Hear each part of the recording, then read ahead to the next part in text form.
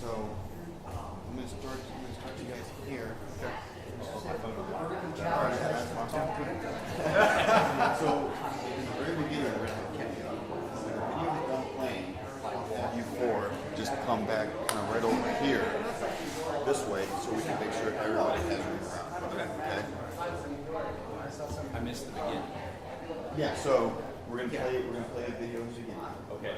When that video ends, I'm gonna just kind of walk over and stand in front of the table, so that way Stand in a particular order. whatever order you guys like, this is fine. Okay.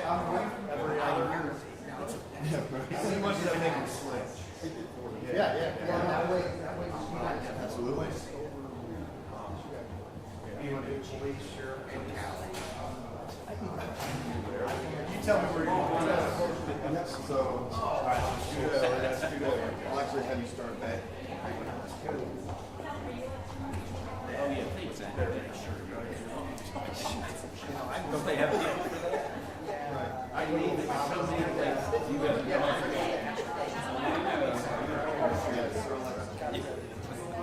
In front? Yep, I'm gonna be in between. I think we have 10 or 11 coming over here, so. Okay.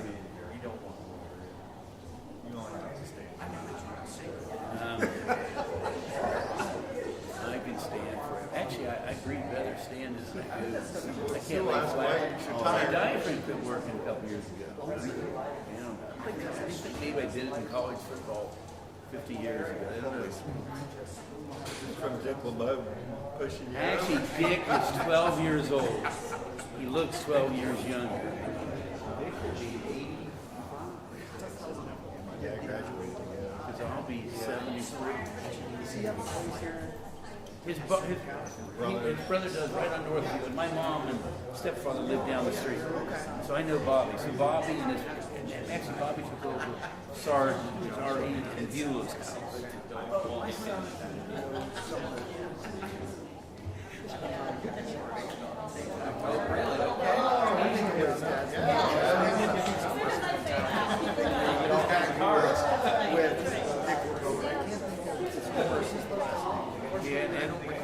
And I was captain of an undefeated team in London in '66, graduated '67.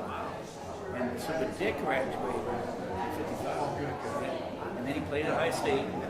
And I remember one, and Dad was an All-American Paul Brown. And we were with the Bengals. We went to one or two away games, and they had won. They beat Houston. It was a good thing.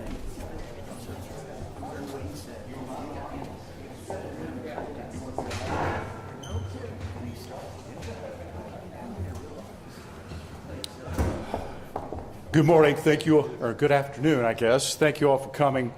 Before we get started with the day's business, I'd like to mention that we lost another officer, law enforcement officer last night. Bluffton Police Department officer Dominic Francis was killed this morning around 2:30 a.m. Out on I-75 while he was putting out stop sticks to try to stop a fleeing vehicle.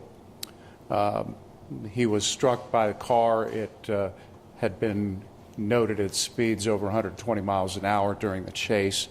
The suspects exited the car. Two of them were caught fairly quickly as they fled. And just before we came up here, I received word that the third fugitive who had been at large has been apprehended. I have no more facts than that at the moment. I would like to take a moment, though, and remember yet another law enforcement death with a moment of silence. These are heroes who put on the badge and pick up the risk every day they go to work to keep the rest of us safe. If you'll join me in a moment of silence, please.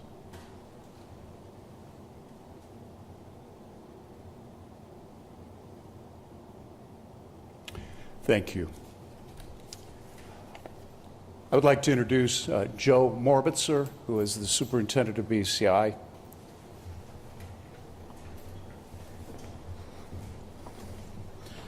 Good afternoon, everyone, and thank you for coming out today for this exciting new initiative in law enforcement. This initiative is going to have an effect on all the citizens of Ohio. We at BCI would like to thank the governor and Attorney General Yost for their support in this initiative. This is a high priority for both the governor and the Attorney General. One of the things we need to keep in mind, this is about gun crime, not gun ownership. So when we talk about this, this is about keeping the guns out of the hands of the criminals. Colonel Fambro and his staff and our staff at the AG's office had the distinct pleasure of meeting with the Director Richardson of the ATF a couple of weeks ago to explain our vision and our goals for the NIBIN program in Ohio. Director Richardson was very interested in what we were doing and in our direction and where we were heading. One of the things that he has guaranteed to us and promised to us is an increase in the equipment that we will be using, and that'll be explained here in a little bit. One of the things we did do from the AG's office is conduct a survey of all statewide law enforcement agencies. It was rather disappointing at the results because what we found were a majority of the departments had no idea what NIBIN was, what E-Trace was, or any of the things related to those two topics. When we talked to the ATF about this, they said this is not a local problem, it's not a state problem, this is a national problem, and it's one of their goals is education. Likewise, we will be conducting educational opportunities for law enforcement agencies in the state of Ohio. And we're going to play a video here in just a few minutes to show you one of the videos, educational videos we will release. I would like to thank, on behalf of BCI again, Governor DeWine, Attorney General Yost for their support and direction on this program. This is a commitment to keep Ohioans safe. And that's the main thrust of this program, is to keep Ohioans safe. So if we could play the video, please.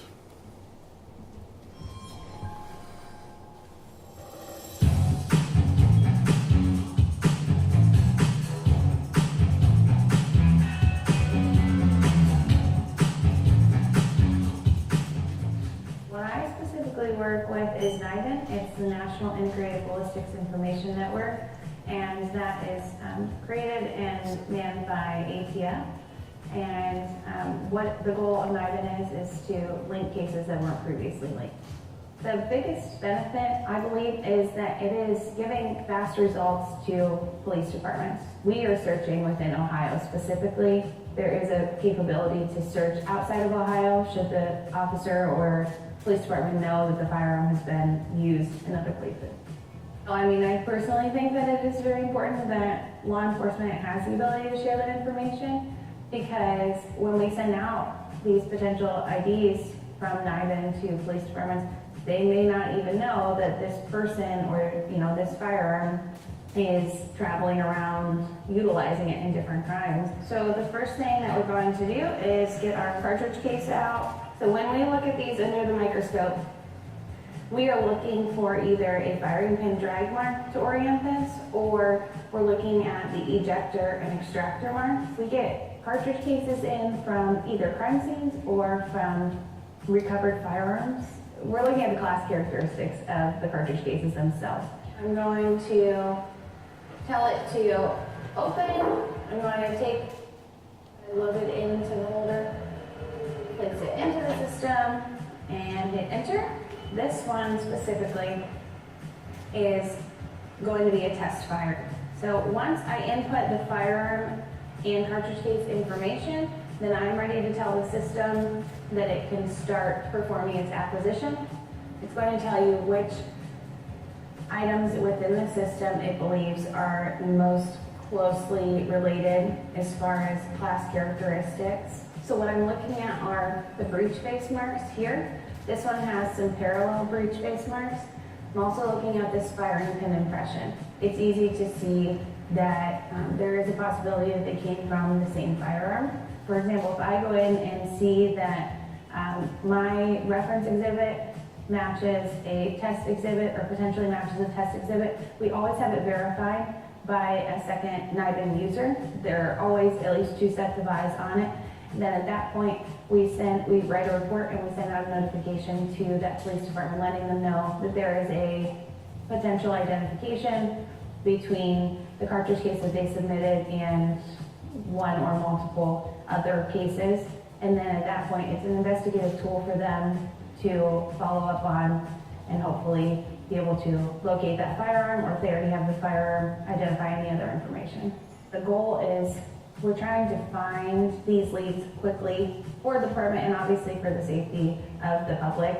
This kind of gives them a way to be connected to other departments with information that they wouldn't have previously had.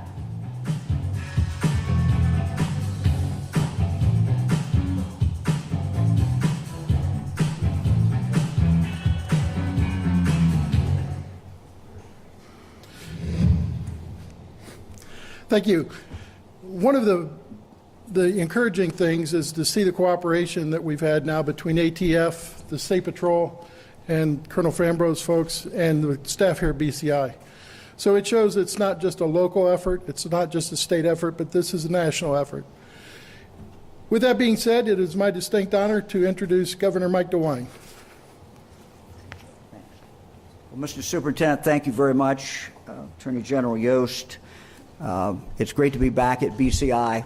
The men and women at BCI do an absolutely phenomenal job. They do it generally quietly. People don't pay a lot of attention, but they solve crimes every single day. So it's great to be back here with them.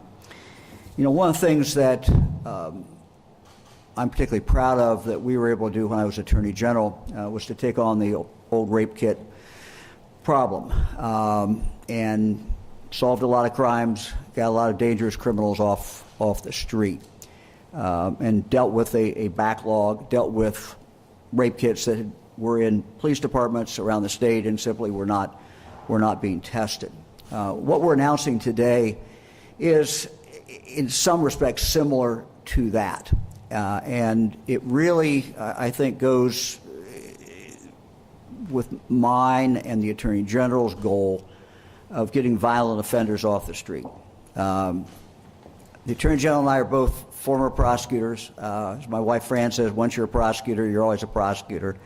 And the most important thing that we can do in law enforcement, the most important thing we can do to help the over 900 law enforcement agencies in the state of Ohio is to give them the tools to solve the crimes, particularly crimes that are committed by violent repeat offenders. And the announcement that we're making today is, frankly, a very significant announcement, because it's going to give local law enforcement, as well as the Highway Patrol, the ability to solve a lot of crimes. And because of this, there will be crimes that will be solved and violent offenders will be taken off the streets that would not have been taken off but for this initiative. So let me talk for a moment about the initiative. First of all, we are awarding $9.2 million to the Attorney General's office and $1.3 million to the Ohio State Highway Patrol. Our purpose today is to launch Ohio's new ballistic testing initiative. And this will be available to every law enforcement agency in the state of Ohio. Many law enforcement agencies have not been able to test the guns, to fire the guns, to compare that, to put it into this database, and this will enable them to do that. This initiative will significantly expand local law enforcement's access to NIBIN. You just heard about on the Attorney General's video, which you just saw. Once underway, we believe this initiative will yield similar success in solving shootings and homicides. I want to again thank the General Assembly. Senator Hackett is here today. I want to thank him and members of the General Assembly for funding this. We went to the General Assembly and asked them to take $250 million from the American Rescue Plan Act funding to help law enforcement and to keep our citizens safe. And they did that. A great deal of the emphasis on this money is going after violent offenders, repeat offenders. Just to put this in perspective, since the pandemic began, violent crime nationwide has gone up. In 2020, Ohio's major cities saw an average of a 26% increase in reported gun crime. We started about that time in our office, because at that point there was no one place to go look for this information. We started keeping track, and we did it. It's unofficial, and it's not perfect. We relied upon the news media to report, and then we counted. But this, what we call an unofficial tally by my office, found that more than 1,000 people were injured and around 650 people were killed in shootings just over the past 18 months in Ohio. You see that in the newspapers virtually every single day. And the most tragic part about that, every death is sad, every death is just something to mourn. But when you see young children who are the victims, I think it really touches your heart. 10-year-old was shot to death in Youngstown during this period of time. A 9-year-old and his sister, age 6, were shot to death in Columbus, and another child, age 10, was shot to death in Toledo. These are just some that we picked up in the newspaper. In each case, these innocent kids were murdered by someone who, in most of these cases, didn't have the legal right to have a gun anyway. Violent, repeat offenders. So we must do more to hold accountable the relatively small number of criminals who are the dangerous, violent criminals who are responsible for most of the violence in Ohio.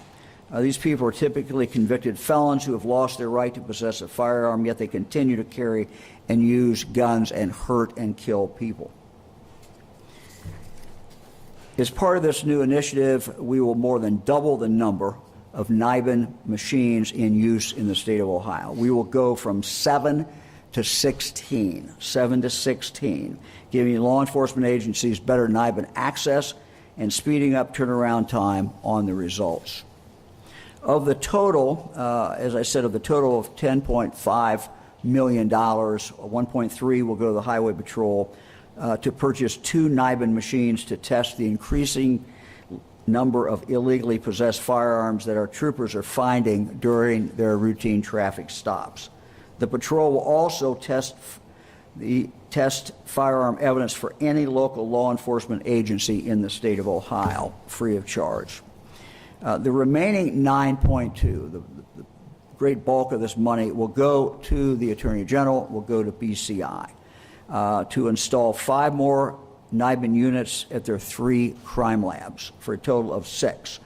So London will end up with 2, Richfield with 2, and Bowling Green with 2, and we will then, on top of that, have 2 mobile units that BCI will have out in the more rural areas of the states. And the Attorney General, I'm sure, will talk more about these details.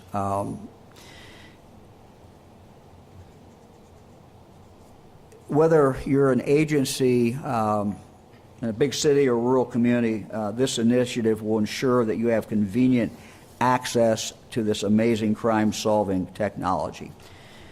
In closing, let me just ask every law enforcement agency in the state of Ohio, if you have untested evidence, untested ballistic evidence, please bring that forward. Work with BCI. They will be getting this ready, and the Attorney General will talk a little bit about the timeline. But this is going to dramatically increase our capacity in the state of Ohio. And we also, though, need the work and cooperation of local law enforcement. If you've got this evidence back in your property room, please bring it forward over the next few months. It will, in fact, solve violent crime. Well, as a result of this, current shooting cases will be solved faster, future shootings will be prevented, and lives will be saved. Attorney General Yost is a great partner on this and many, many other things. He and I have a similar background, as I said, as prosecutors, and I think we have a pretty good understanding of the violent crime that's going on in the state of Ohio. This will help. This will make a great deal of difference. Mr. Attorney General, great working with you again, and thank you for hosting us, and thank you for doing this. Thank you, sir. Thank you, Governor, and I want to start off by saying thank you, Governor, for your support on this, which is much larger than the money, but thank you for the money. I also want to mention something just at the outset.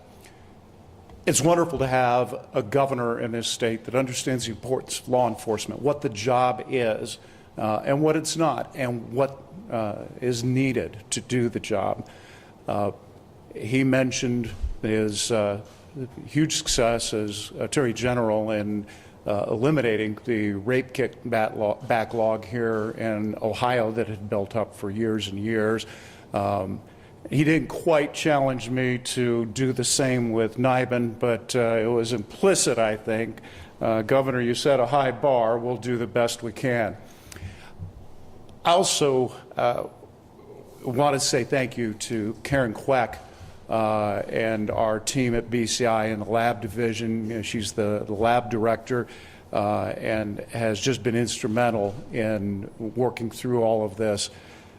When we saw the body count start piling up in 2020 and 2021 around the state, I started doing a deep dive. After all, it had been a decade since I was a prosecuting attorney. Advances had been made, and I wanted to learn more about what our technology was, how we were doing forensics on firearms, what advances had been made. And in April of last year, I gave my team direction to figure out how we could expand NIBIN so that we have an excellent, all-covered, corner-to-corner database in Ohio. You see, while NIBIN has all this technology and requires the scientists, at its heart, it's a database. It's being able to match different things and pieces of evidence that come from different places and tie them together. It's high-tech shoe leather.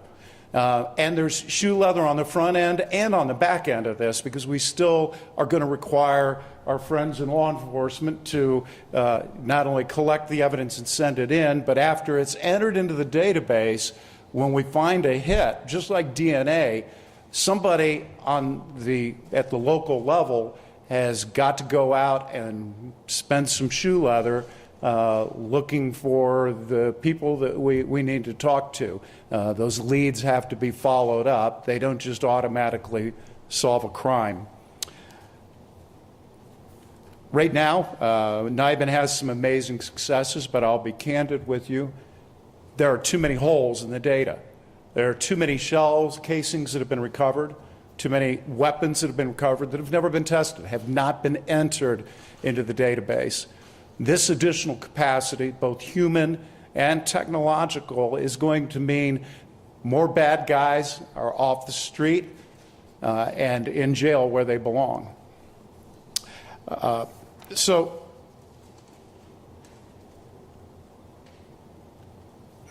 Now, see, I got off my outline here, and now I've got to come back to it. This is going to allow us, as the governor already covered, to align, bring our additional resources in at the 3 labs. We're also going to, as part of our part of this initiative, it's a joint initiative, that we are going to work to get the word out to educate officers and detectives about the wizardry that can happen in the lab with firearms.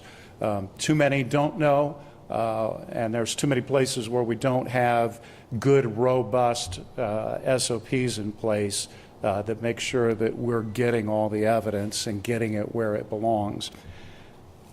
Lastly, I want to mention the timeline, and the timeline is as fast as we can possibly go, but there are also some things that are outside of our control. I have met several times with DOJ personnel, and my staff has been working with them. They have some capacity issues that need to be worked on. And in fact, I am the co-chair of the Criminal Justice Committee on the National Attorney General's Association, impropitiously named NAG.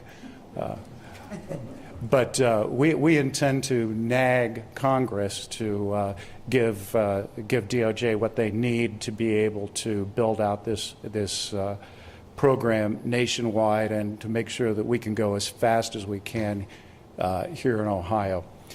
So with that, I'd like to introduce a friend and a colleague in law enforcement, a key player in this as we go forward, Colonel Fambro, who runs the Ohio Highway Patrol. Thank you. Good afternoon. Thank you, Governor DeWine, Attorney General Yost, for the opportunity to be here this afternoon. And I want to thank Superintendent Morbitzer for the collaboration and partnership. Governor, we certainly appreciate the opportunity that you've provided to provide 2 additional NIBIN machines for the Ohio State Highway Patrol to, through the ARPA funds, to be able to chip away at the backlog. The number of firearms cases and recovered firearms generated by the Ohio State Troopers has increased each of the past 3 years. Our firearms cases and recovered firearms are increasingly by around 400 each year the past 3 years. So there is a significant increase in those cases. We recently revised our policy where we test just about every firearm we seize. And these 2 new NIBIN machines will help alleviate the backlog and the lack of analysis on seized weapons that we currently have, which numbers right around 500. The 2 new patrol NIBIN machines will be located at our Cleveland District headquarters as well as our general headquarters in Columbus. And as Governor DeWine mentioned, with these 2 NIBIN machines, we will accept shell casings as evidence from any law enforcement agency throughout the state of Ohio free of charge. Shell casings can be dropped off at our Cleveland District headquarters and our crime lab in Columbus. The matches we get from the NIBIN machines will not just benefit the patrol, and I'll underscore that, but they will also benefit our local law enforcement partners. And they will obviously have the opportunity to investigate leads that are generated as a result. And I want to provide an example of the power of this NIBIN technology by outlining a case that we have on our books from October of last year. We had a truck driver on the Ohio Turnpike who actually pulled over to check his load securement, and he saw about 500 feet in front of him a firearm on the berm of the interstate. We had a trooper respond to the scene to obviously conduct an investigation and seize the firearm. And in January, a forensic NIBIN report from the Toledo Police Forensic Lab indicated that the weapon was actually used in a homicide in Akron.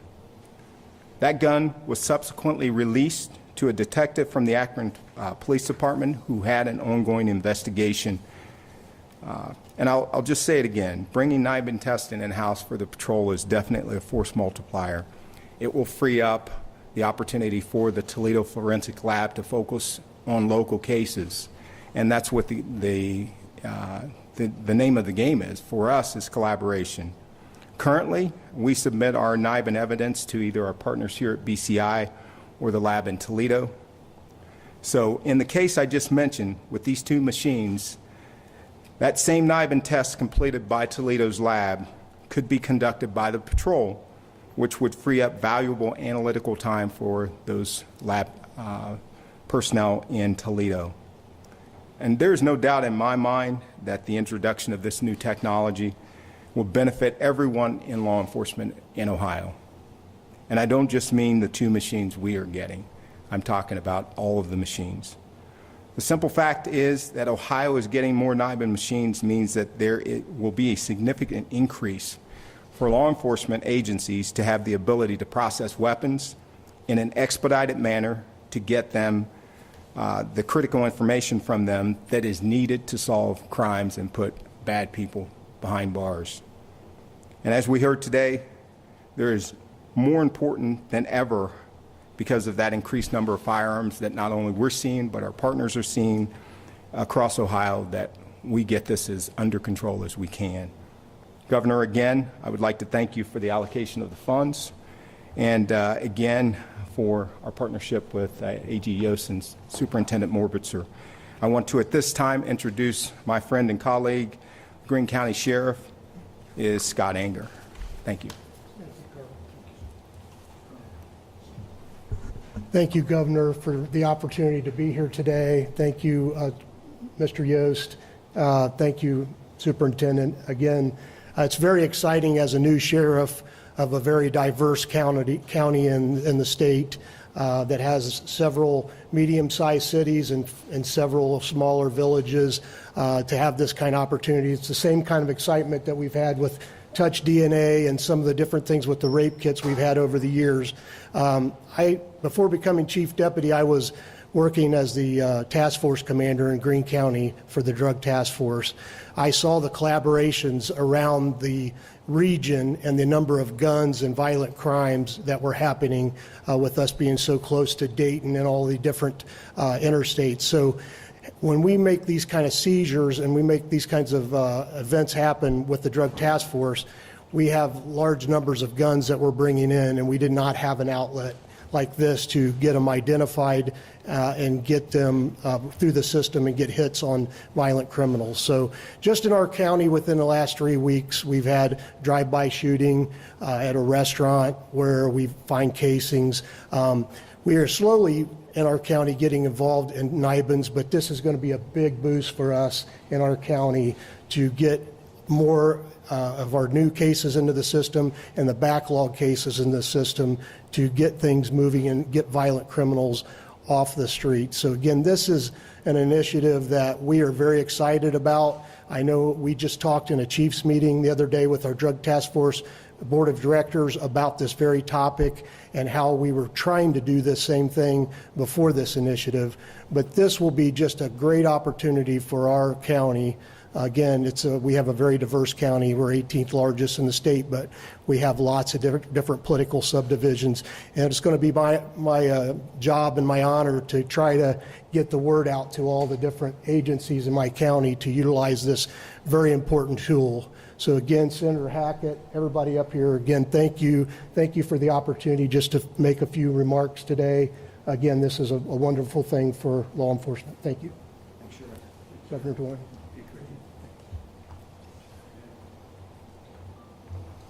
We'll be happy to take any questions for any of the folks up here. Attorney General, I don't know who can answer this, but how much of a problem is untested ballistic evidence in Ohio right now? And why haven't these weapons been tested? Is there a backlog? Have locals just not had access to these NIBIN machines until now? Why is this a problem? So first of all, we are aware that there's lots of evidence out there over the years that didn't get submitted. How much? We don't really have a way of collecting that data. So there's enough anecdotal data. We know it's an issue. I can't really quantify it at this point, and there's not any requirement, of course, to maintain evidence indefinitely for ballistic reasons. Unless it's a homicide, it might well not be kept in a crowded local evidence room. There is not a backlog. Currently, the turnaround is about 5 to 7 days. But part of that is because we've got a lot of stuff that's not getting submitted. This work needs to get done. It takes time. It takes skilled technicians, scientists that are able to do the processing. So this additional capacity, we believe, will be sufficient to, if we were able to convince every agency to submit everything they had, we hope that we will be in a position to process that. One other thing that's kind of cool, when this is up and running, I neglected to mention this, it will be tied directly into the correlation center at ATF. Right now we have to submit that. That takes several days to process and turn around. Once we have the new machines in and have tied them in, this will allow for real-time results. And the last thing, I can see Carol O'Brien looking at me that I forgot to say. One of the problems we have is a lot of our rural areas, particularly in southeast Ohio, Bob Cornwell from the BSSA is here. If you tell the sheriff in Meigs County that he's got to drive 2 hours, send somebody 2 hours up and 2 hours back to submit the evidence, guess what? It's probably not going to happen. So this grant includes 2 mobile units that will be able to go to the more sparsely populated parts of the state and set up shop and move from place to place. Very excited. That's a cutting edge kind of idea, and we believe that will help in some of the other areas to actually get the evidence into the system. Let me just add one thing to that. You know, the Attorney General and I hope that because of this initiative, that it will become standard practice for law enforcement to have these run. And for all the reasons that the Attorney General has said, that is simply not happening today. We know statistically that if you run everything, you're going to see more matches.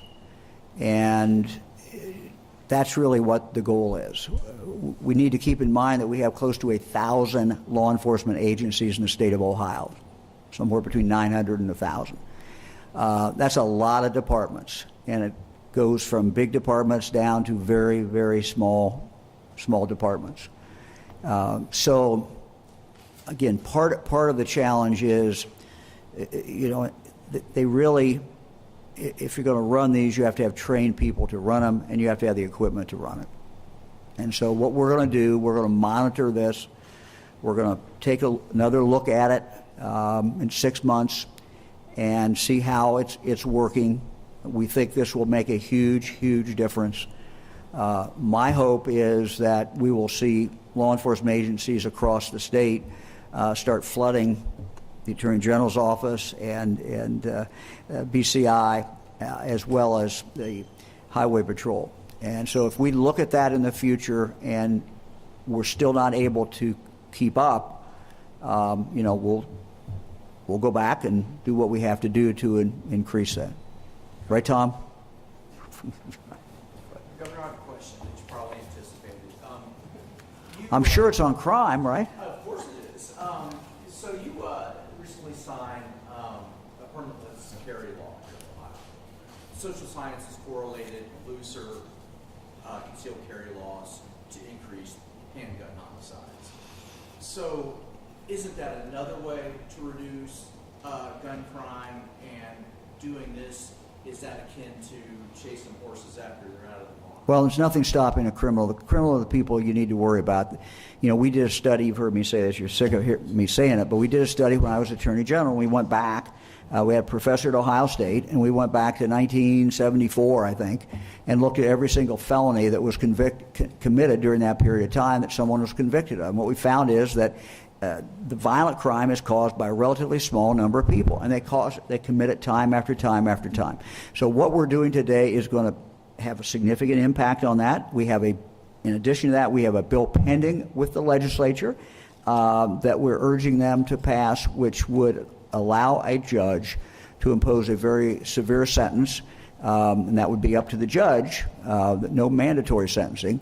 But if that person is convicted of having a gun and being under disability, which simply means that they've been found guilty of a violent offense in Ohio previously and are not allowed to have it. What we're doing today and the passage of that bill will save a lot of lives because it will get a lot of violent criminals off the streets. In regard to the particular bill that you're talking about, that the legislature passed by a big margin and that I signed, the reality is that if someone wants, before that bill was signed, if a criminal wants to have a gun on them, they're going to have the gun on them. So the problem is people. The problem is the criminals. We got to go after the violent offenders and go after them and lock them up and keep them locked up.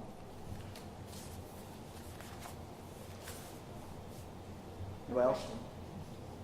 So I understand that the technology identifies the gun that fired the bullet, but not who fired the gun. So can somebody connect the dots for us on how it's going to help I'll let somebody in law identify the enforcement do shooter? that. How does that work? We got a lot of sheriffs here, a lot of sheriffs with a lot of experience. Sheriff Jamie Patton, Union County. It's going to take good old police work to look into the actual case and then do a lot of investigative work on the back end. So technology is great, but you're still going to have the physical human doing the work as far as interviews and follow-ups. So it helps you build. Let me just add. Sorry, Sheriff. I don't want to run into the sheriff here. There's a contact then made to that police department where the match is. And out of that contact, the two departments may be able to put something together. I mean, it's making a contact where there had not been a contact before, where you had no idea where this had been.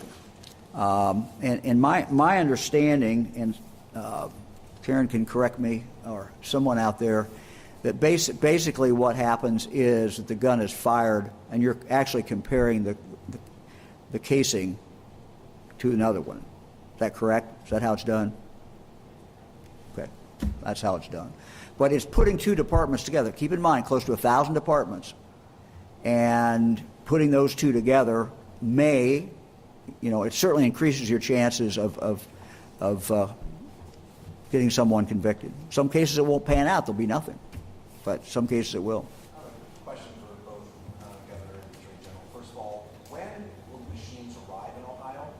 And Governor, if I heard you right, you said it wasn't standard procedure for law enforcement to enter all the evidence into this database. Why not make it standard so that the databases are up to date? Yeah, look, we've been working for the last few years to try to get more uniformity with our local police departments.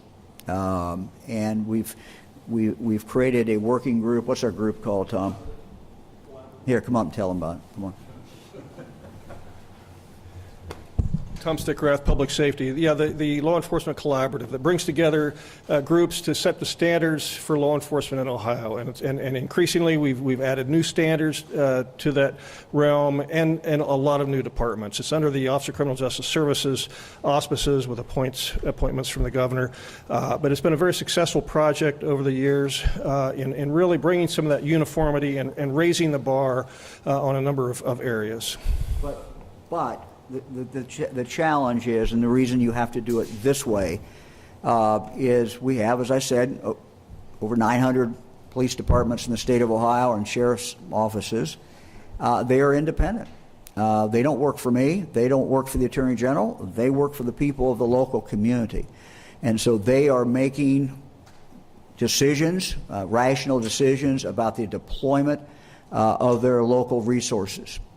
And some of them, many of them, have made a decision that unless there's some reason to think that this gun was used in a homicide, many of them they're just not doing it because of time, because of money. And so what we are doing with this is giving them the tools. I think, I don't want to speak for the Attorney General, but my philosophy has been that the role of the state is to assist local law enforcement by giving them more tools. And today we're giving them another tool. If I could just, Karen, or Luann, you asked a good question there. And I'd like to flesh out the descriptions that were offered were accurate, but let me try to draw that in with a for instance. We got a drug deal. We know drug dealers move around, right? The supply chain. You got local people, but then you've got people that come in and deliver drugs.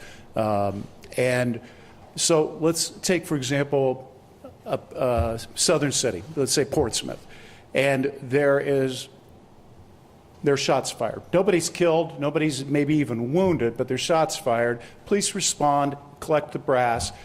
Where's the crime? Well, you've got a firearm that's been improperly shot in the city. You might have an attempted assault, felonious assault, or an attempted murder, but you got nothing else, and you've got no evidence. So are you going to spend the time to send that up to Columbus if you're there?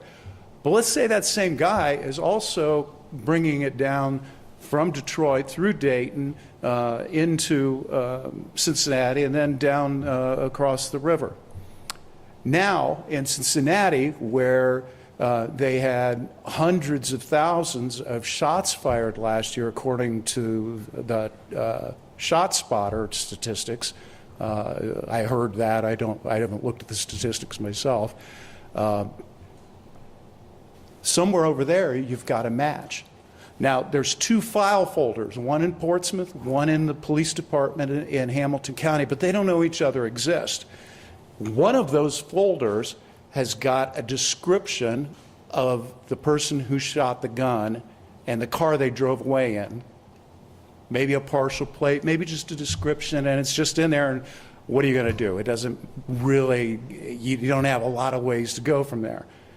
But then over the file over in Cincinnati, they do have a partial plate, or maybe they've got a partial DNA profile off of one of those shell casings that they got. NIBIN matches them up. Now those 2 pieces, those 2 separate files can be combined, and that information is getting you closer to the bad guy. Now that's a real simplistic kind of description, but that's what goes on in the underworld, and that's why this tool is so powerful. But at the end of the day, it takes these folks to take those leads and chase them down. But they know more at that point and can use all kinds of other techniques that the law enforcement can spot. Cell towers, where do the phones hit on the cell towers? And you start building it out, and eventually you get to the point where we think it's this guy, let's bring him in to talk to him.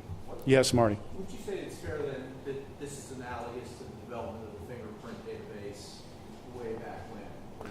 Yes, very, very much so. And it's also similar to CODIS, except not quite as good because DNA actually belongs to the human being, unlike the shell casing. But yeah, these databases prove they connect the dots, and that's what is so powerful for police work. When will machines arrive? I'm sorry? When will machines arrive? I don't have an update on that, Karen. Are we still waiting for the variables at ATF? It's 6 months from when we submit the PO to the company. Once the check gets cut. Thank you. Check's coming. Will this require more people to be hired on a full-time basis, more lab personnel to run these machines? Yes. Where's that money going to come from on an ongoing basis to pay for this? I'll answer that. Look, as long as I'm governor, we're going to have the money for it, so. Curious about, you touched on it briefly, about what other states have this, and how will we connect each state to this? Because it's great to have it here in Ohio, it would be good, but to see what other states are doing, Yeah, how but prevalent is it? this is not a new system. And somebody a lot smarter than I can tell when this system came in, but it is not a new system. What we're really doing today is saying let's utilize it to the max here in Ohio. That's really what I think this is all about. Luann, dovetailing on the governor and the attorney general, Colonel Fambro and I had the opportunity to talk to the director of ATF. Right now there's a pilot program going on in Kentucky where their submissions worth it. Meaningful Beauty is normally $139. You'll pay only $49.95 for all 5 concentrated super treatments. Plus, we'll include free shipping and a 60-day money-back guarantee. Be among the first 500 orders now and get a brand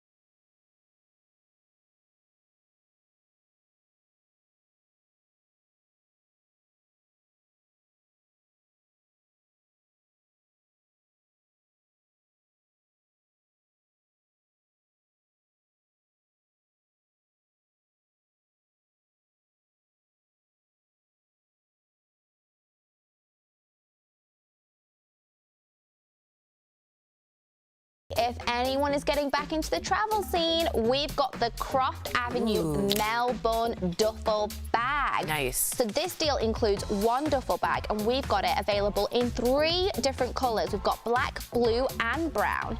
This bag comes for ready for that weekend trip or getaway that you've been thinking about for so long. It's got